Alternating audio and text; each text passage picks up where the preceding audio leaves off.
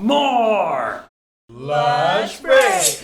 Nice. Welcome back to Lunch Break. We have some new guests in the house. Alice and Diane. You might recognize them from our recent short that came out last week. They were our wonderful actors and we recently met them because of this short, and we're just happy to have you guys as guests. Thank you. Thanks. We're very happy to be here. I know. Yeah. If you haven't watched the short yet, go watch it now because we'll probably be talking about it.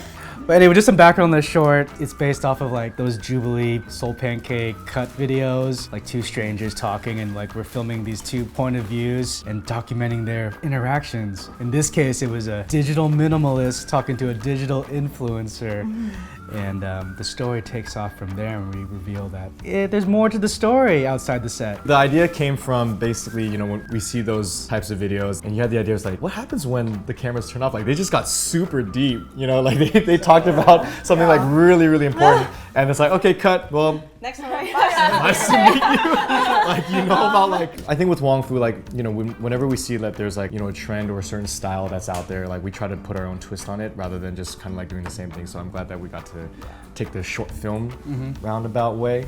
It was cool. The plot twist got me when I was reading the Yeah, script for the same. audition. I remember like saying, this is interesting, and then it was like, oh, whoa.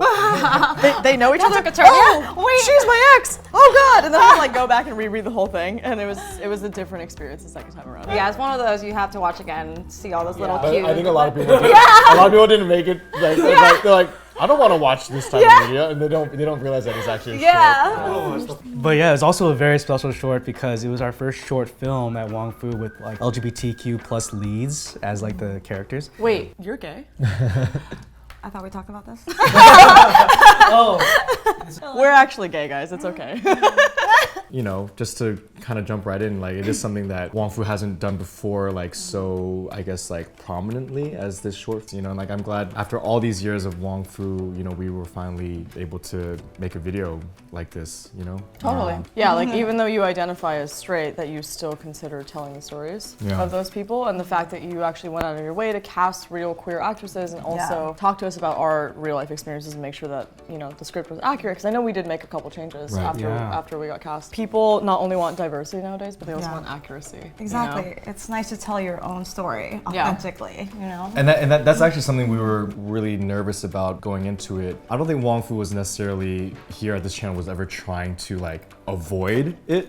I think we just knew that we have written what we know for however many years, and that was just always what's natural. If I write something, I'm going to see myself, and I'm going to see the relationships I, you know, resonate with, whatever. We've gotten to this point where I think at Wong Fu we know that we have so many fans, and there's so many people that come to us looking for representation even within the Asian American community. Right. We knew that it was so important, and that the first time we ever did it, like we wanted to be very sensitive to it. And we've had, you know, side characters or supporting characters before, but never a lead story. So that already put this crazy pressure on us to be like, okay, we have to do this like the right way. Like there's so many different approaches, and we just didn't even know the right way to do it. And even if we did decide that, it's like, are we allowed to write it? Should we actually go source it from an actual writer? And so I think all these things just were put on top of us. We're like, okay, kind of frozen in fear. That's an interesting point that you bring up, actually, like the idea of should a straight person be telling a queer person's story, you know? Because I think that there's this big debate nowadays of like, is it unfair for a straight actor to play a gay character? And like, it's not black and white, and that's the complicated thing. It's like, it's never just like one answer, you know? There's also a question of like, you know, I know within the Asian community, Asian representation, it's like, I've gotten cast as like Korean a lot of the time, or Japanese. I'm not either of those things, I'm Chinese, you know? But like, people will sometimes be mad about that and sometimes not be.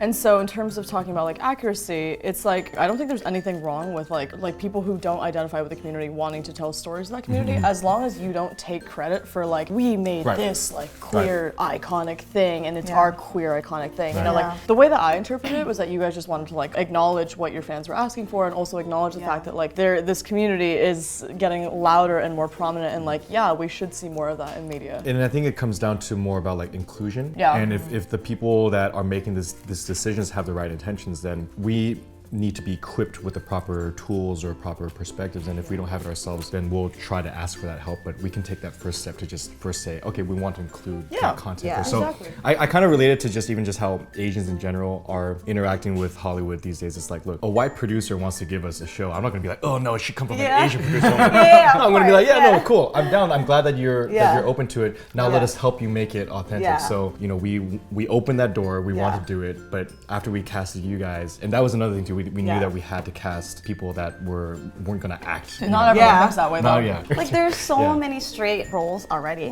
When straight actors get cast to do queer roles, it's kind of like taking that away because it's not like there's a lack of LGBTQ actors. Yeah, there's a and lot. then the opposite way, like not a lot of queer actors get cast as straight. Exactly. Like I have gay guy friends who sound slightly more effeminate, you know, and they have talked to me about like struggling with getting cast as straight because they just sound too gay, you know. And then when you see like a straight actor get cast in a gay role, then it's like, well, there goes that opportunity and they too. get praised you know? for it. They're like, oh, they're so brave for playing a gay role. I'm like, did we get praised for playing a straight role? Brave. I'm like, wait, what? Because like it is written by like heterosexual men, and like we knew if it was like a specific struggle, it would feel inauthentic or so like I agree. just ingenuine. So at least this one is just about normalizing the pairing and kind of showing it on screen.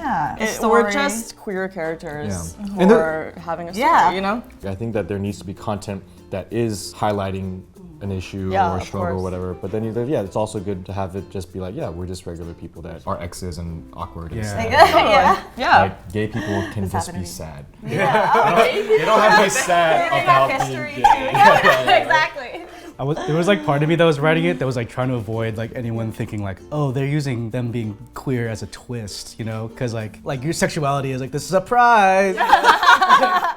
Like it's definitely not one of the twists. Growing up in the digital age, obviously being on the internet for so many years now too, and seeing so many comments and tweets, like we're so sensitive now to all of our stuff, like wanting to make sure that it represents people the right way and everything, and also represents ourselves. So even when we wrote it, we didn't even know if it was going to be like two guys or two girls yet either, you know, or and obviously it gets even more kind of nuanced than that. But you know, we were worried that written as, you know, two straight guys is having two women like too much of like a male gaze kind of thing. Also, that's something that we wanted to make sure, you know, you guys were aware of and comfortable with. That's so funny because when you just said male gaze, I see it in my head now as like male GAYS. And I'm like, male gaze? Female gaze? No, gaze.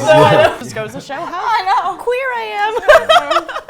I also got a lot of feedback from people saying that like I portrayed a really masculine energy, so they kind of knew from the start, which was interesting to me because I remember we talked about wardrobe and like how we wanted us to present. And like Diane, you were a little bit more femme presenting and I was a little bit more masc presenting. And like I'm femme right now because I'm like predominantly femme, but at the same time like I do have days when I dress mostly masculine, and like I don't really identify as like I am this and this is how I dress and this is how I act. I think I just exude a certain energy, and like I think people's gaydars are just really good. There were some comments were like, their range is very good. It was, I know, there was one where like, wait, what? People's like virtual gaydar. Well, we did have no intention of that in the writing phase, and so like you brought that to our attention like during like the pre-pro and the wardrobe phase. Like we learned a lot, you know, like like when you're talking about these guys a lot. We have learned so much from them in this one shoot. Like you said something about how you don't see a lot of masc and femme pairings. It's usually femme. In media, surprisingly, yes, which is weird because I feel like in media, mostly when you have a lesbian couple, it's two like pretty feminine girls that are together, and they're always attractive, and it's always like what the ideal, like again through the male gaze, like what they want two attractive girls dating, you know, because that looks good on screen. And like I've very rarely like accurately seen like androgynous girls or like masculine, non-binary folks. Like I don't know, it's just not very common. Kind of that actually reminded me, circling back to what you were talking about earlier about like straight men telling the stories of like two queer women. I think it is, that kind of stuff should be invited. Like I think it's cool that you guys want to do that because again, like if you think about the feminist movement, for example, feminism is not going to get anywhere with just women. Like we also need male allies who are going to help their friends understand our point of view, because otherwise it's just like these people making a bunch of noise, you know? And like I think people have a really hard time like having their opinions challenged, especially when it's like a lifestyle that they've been living and believing for their entire life. So like in that sense, I invite anybody of any identity to tell whatever stories they want, as long as they're staying true to that community, you know? Like allies in general are just good to have, right? Like I think any movement needs allies from other communities to be the ambassadors.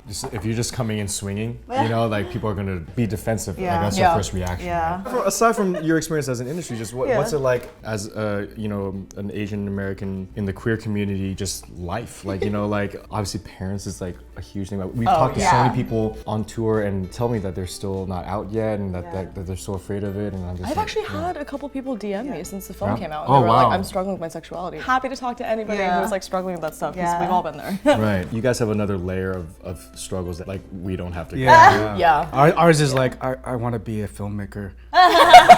It's like a different out. For me, at least my struggle with my family, my parents like still don't accept like my identity. I have 4 different barriers in my family. So I not only have a religious barrier, I also have a cultural barrier, a generational barrier, and a language barrier, which is something that most people don't think about.